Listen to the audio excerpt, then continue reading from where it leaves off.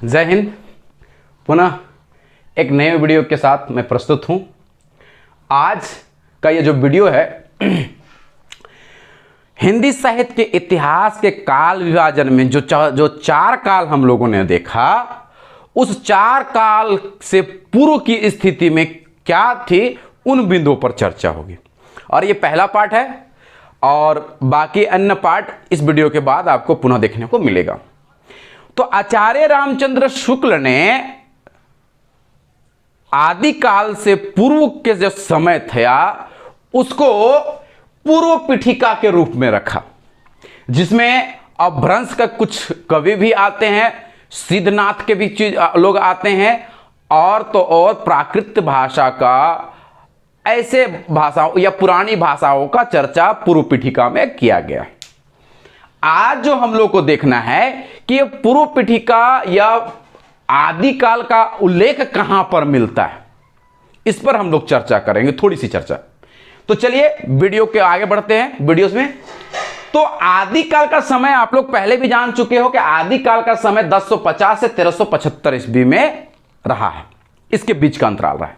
इस समय पूरा जो है ये आदिकाल का समय था और इसका पूर्व पीठिका आज हम लोग समझ रहे हैं। तो इसका समय जो था पूर्व पीठिका का, वो पूर्व पीठिका का समय जो था महाराज भोज से हमीर देव तक के समय को पूर्व पीठिका में रखा गया। समझ में आ गया? और इसकी जो प्रवृत्ति थी उसको देखिएगा। आदिकाल के समय में जो प्रवृत्तियां थी उन प्रवृत्तियों को थोड़ा सा ध्यान देना पड़ता है, क्योंकि झारखंड पीजीटी या नेट में या किसी भी प्रकार की परीक्षा जो है, प्रोफेसर का, लेक्चरर का, ये सब के परीक्षाओं में, एसएससी रेलवे के परीक्षाओं में ये सारे प्रश्न पूछे जाते हैं। तो इनकी जो प्रवृत्ति है वो प्रवृत्ति क्या था, जो कवि थे वो चारण कवि थे। क्या थे?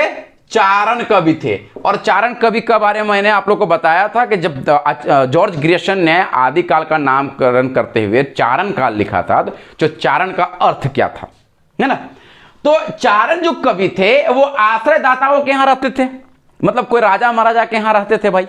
उस समय तो आज के समय के आधुनिक जमाने के अनुसार उस समय तो प्रिंट मीडिया तो नहीं था या प्रिंटर नहीं था, छापे खाने नहीं थे जो किताबें पुस्तकें छपकर बाहर निकलता। आज तो भाई व्हाट्सअप कर दो, तुरंत संपादक वाला लोग रिसीव करता है, तुरंत उसका आपका पब्लिश कर दिया जाता है। पहले वो समय नहीं था।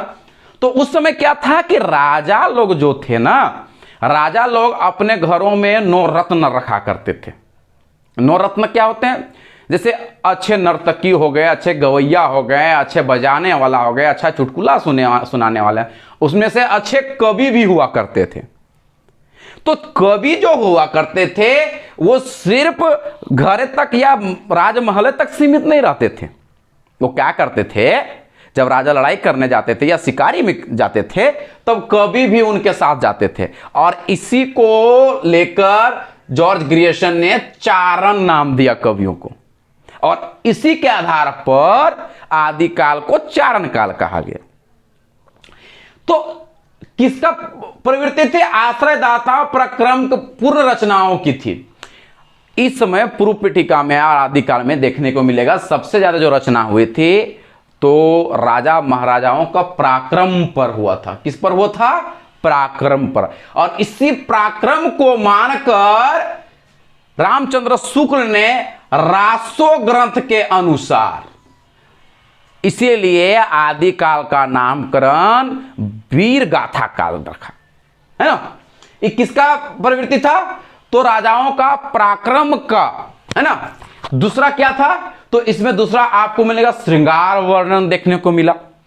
तो भैया खाली राजवे के लिए तो आप नहीं कहिएगा, उसके लिए आपको और क्या कहना पड़ेगा, उनके रानियों के लिए भी कहना पड़ेगा, उनकी सुंदरता के बारे में चर्चा करना पड़ेगा, ताकि क्या है, आप अच्छे अच्छे बातें करके उन राजाओं से क्या करते थे, उनका घर चलता था। खुश हो गया उनकी कविता को सुनकर, लो कवि महोदय ये वाला तुम्हारा हुआ, ये सोने का चैन तुम्हारा, हीरे का ये तुम्हारा, ऐसे करके जीवन यापन होता था।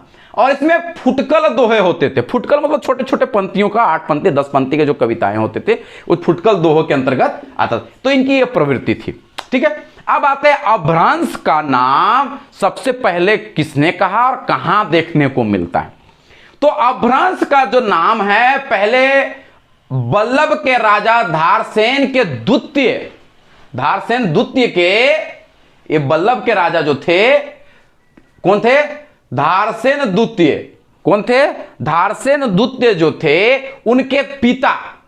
उनके पिता जो थे उनका नाम था गुहसेन, है ना? उनके पिता का नाम था गुहसेन। और उसका समय सीमा कब तक था?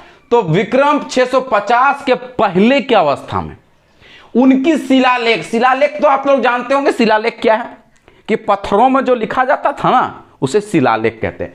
तो उनके समय में पत्थरों में जो रचनाएं हो रही थी, शिलालेखों में जो रचनाएं हो रही थी, उन रचनाओं में अपभ्रंश का पहला जिक्र देखने को मिलता है, पहला यहां पर चर्चा मिलता है। कहां पर? तो गुहसेन के, किनके पिता थे? तो राजा धारसेन द्वितीय के पिता गुहसेन थे, और इसका समय क्या था? 650 विक्रम के समय में, है ना? और उनके शिलालेखों में आपको ये अपभ्रंश नाम देखने को मिलता है। आगे बढ़ते हैं। सिद्धों की रचनाओं की जो भाषा थी वो क्या कहलाई? तो सिद्धों की रचनाओं की जो भाषा थी वो भाषा जो है देश भाषा कहलाई, मिश्रित अपभ्रंश या पुरानी हिंदी काव्य भाषा भी कहलाई। हम लोग आगे वीडियो में अहवट और पुरानी भाषा को भी हम लोग देखेंगे, है ना, जो झारखंड पीजीटी में पूछा जा रहा है इस बार। तो पुरानी हिंदी या पुरानी हिंदी की काव्य भाषा जो है सिद्धों की रचनाओं में देखने को मिलता है। उनकी रचनाओं को यही नाम से कहा गया कि उनकी रचनाएं जो हुई थी या तो देश भाषा में हुई थी, या तो मिश्रित अपभ्रंश में, या पुरानी हिंदी की काव्य भाषा में, जो पहले से चला आ रहा था वैसे। और यही पुरानी हिंदी को आप यदि देखेंगे तो पुरानी हिंदी जो अहवट है ना, या अपभ्रंश जो है, यही पुरानी हिंदी कहलाती है। अपभ्रंश ही पुरानी हिंदी है। अब अपभ्रंश क्या है भाई? अपभ्रंश का अर्थ क्या है इसको समझिए।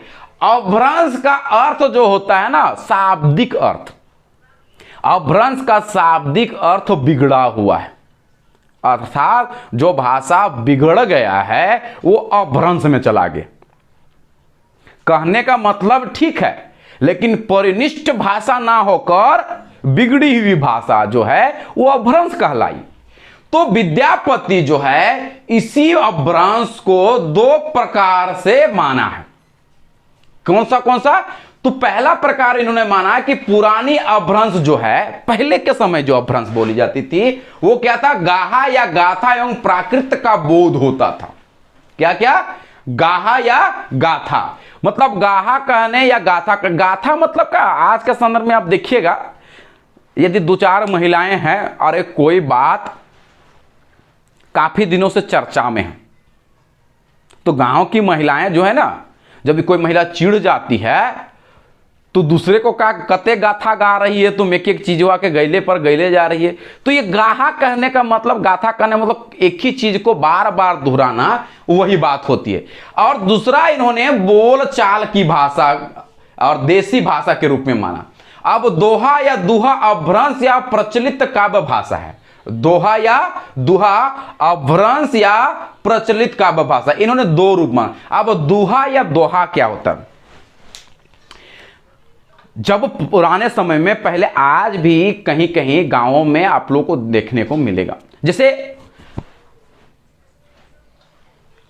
गांवों में या लोकल लैंग्वेज में अब जो संगीत है, उसको संगीत को आप और कौन सा नाम से जानते? गीत जो है या गाथा जो है, या आप दोहा या दोहा मतलब क्या है? जो पुरानी भाषा में जो रचनाएं हो रही थी या पुराने भाषाओं में जो बातें हो रही थी, उसे हम दोहा या दुहा के। तो विद्यार्थियों और मेरे मित्रों, आज इस वीडियो में यहीं तक।